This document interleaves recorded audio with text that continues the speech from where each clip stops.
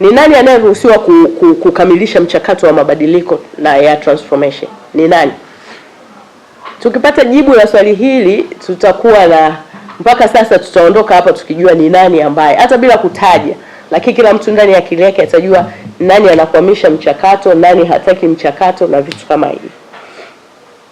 Nani anayepitisha mchakato wa mabadiliko ya uendeshaji kwa maana ya transformation kwa mujibu wa katiba? Moja ni mkutano mkuu wa wanachama, yani General Assembly. Hii ndio chombo cha juu kabisa cha maamuzi ya klabu. Wanachama wanapiga kura kupitisha au kukataa mabadiliko ya katiba au muundo wa umiliki yanayohitajika kufanywa kwa wakati huo, na hakuna chochote ambacho kinaweza kikafanyika bila idhini ya mkutano mkuu ambao ni wanachama. Hawa ndio wenye mandate ya kukubali au kukataa. Kwa hiyo huku tukipata stories sijui nani anakwamisha, nani hataki, huyu anafanya vile, mwenye mamlaka ya kukubali au kukataa ni mkutano mkuu ambao ni wanachama. Pili, kamati ya utendaji ama bodi kwa lugha nyingine. Hawa kazi yao ni kupendekeza au kuandaa rasimu ya mabadiliko. Kazi yao ni kufanya nini? Kuandaa, kupendekeza au kuandaa rasimu ya mabadiliko.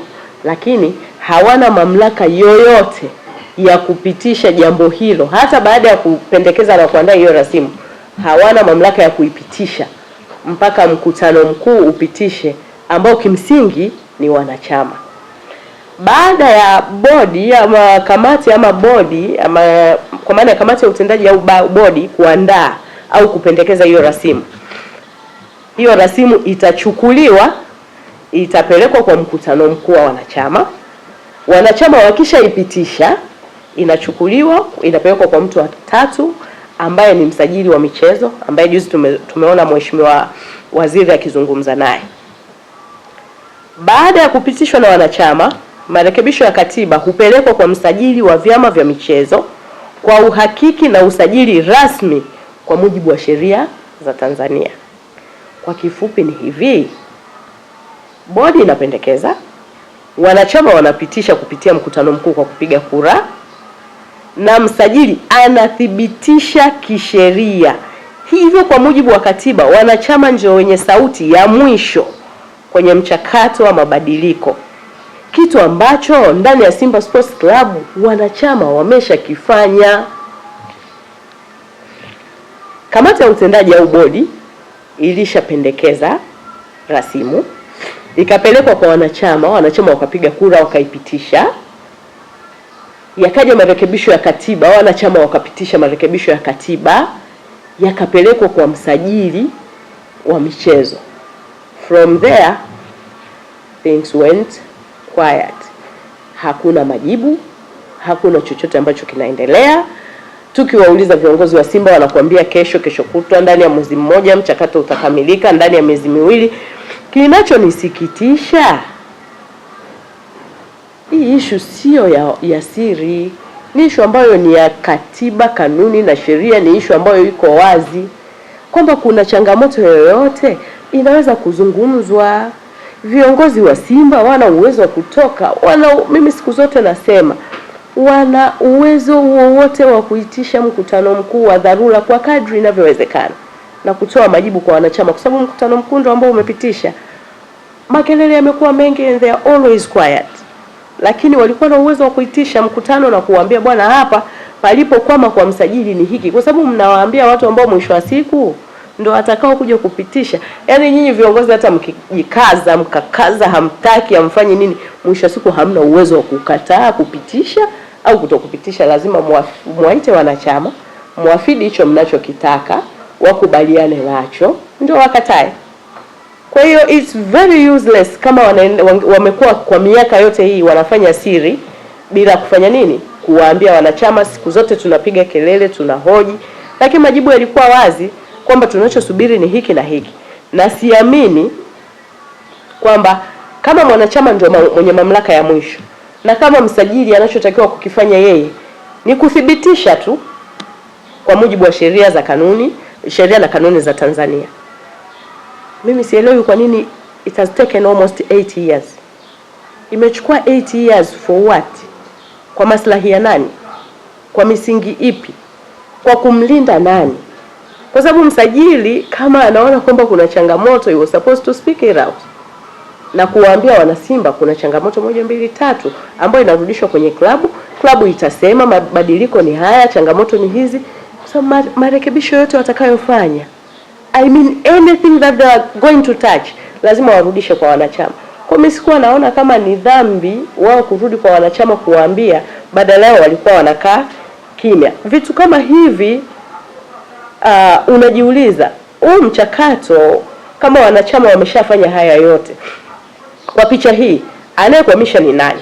Anakwamisha kwa malengo gani na kwa maslahi ya nani?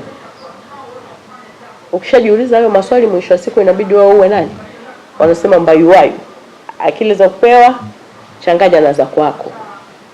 Kwa wanasimba, badala ya kukaa tunabishana na kupiga kelele, tunatakiwa tujue maana halisi ya transformation ni nini, kwa nini tunahitaji transformation, na kama tulipitisha transformation kwa nini inakwama, anayekwamisha ni nani? Instead of pointing fingers every day, tunagombana, tunafanya hivi, tunafanya vile. This is not right. Lakini kauli ya Mheshimiwa Waziri juzi imeleta mwamko mkubwa sana wa kuona kwamba sisi kama wanasimba tuna haki ya msingi sana, au tulikuwa na haki ya msingi sana ya kujadili, na hatukuwahi kukosea kujadili ama kuhoji juu ya jambo hili, kwa sababu ni uwazi kwamba tulikuwa tunapaswa kupewa taarifa sahihi na kuambiwa juu ya mchakato huu. Kama Simba ikikamilisha transformation hii vizuri, si ajabu kabisa Simba ikawa mfano mmoja mkubwa sana wa moja kati ya klabu hizi ambazo tumezitolea mfano hapa. Kitu ambacho mimi nakuwa na hofu nacho, kuelekeza Simba kuwa kwenye moja ya klabu kubwa kama hizi tulizotaja. I don't think kama watu wetu wako tayari kwa jambo hilo. Sidhani, kwa sababu watu wetu I believe hawataki vitu vizuri, and maybe politics has taken over kwenye issue za michezo hapa nyumbani. Lakini kwa picha niliyoiona juzi, naomba nitumie nafasi hii mkiwa hapa nizungumze neno la kuhitimisha, sababu I think ninayo mengi kabisa, lakini kwa haya yote ambayo tumejadili, clarification ambazo tumetoa, unless kama kuna mtu ambaye hajaelewa atauliza. Kama kuna mtu ambaye hajaelewa, nitatoa nafasi ya mtu kuuliza na nitajibu swali lolote ambalo mtu atauliza, as long as linahusiana na issue ya transformation na issue ya wanachama. Lakini nihitimishe kwako, Mheshimiwa Waziri wa Habari, Utamaduni, Sanaa na Michezo, Paul Christian Makonda. Kauli yako imeonyesha wazi ukomavu wako, umakini wa kiu ya wazi kabisa ya kutaka maendeleo kwenye sekta ya michezo hapa Tanzania, na kujipambanua bila kificho uongozi unaofuata sheria, kanuni na taratibu, na sio kuwa kiongozi wa watu fulani au kiongozi wa mlengo fulani, bali ni kiongozi wa wote. Kwa niaba ya wanasimba wote wanaoipenda na kuitakia mema timu ya klabu yao kwa ujumla, ni kupongeze ama tukupongeze kwa busara zako na kwa kauli yako ya kijasiri kabisa ya kutaka mchakato huu ukamilike haraka iwezekanavyo, hasa baada ya kuchukua takribani mwaka wa 8 sasa bila kuwa na sababu za msingi au kutokuwa na majibu sahihi.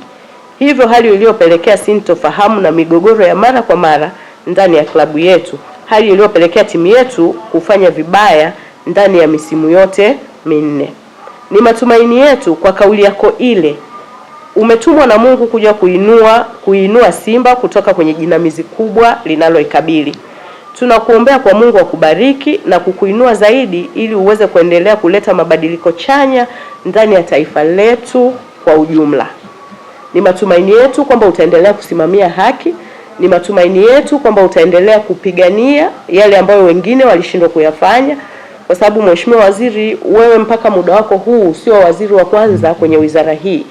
Mchakato umeshakutwa na mawaziri wengi, wamekuja wameondoka, lakini hakuna waziri hata mmoja ambaye aliwahi kuonyesha ujasiri ambao umeuonyesha juzi ama jana kuzungumzia jambo hili ambalo umelizungumzia.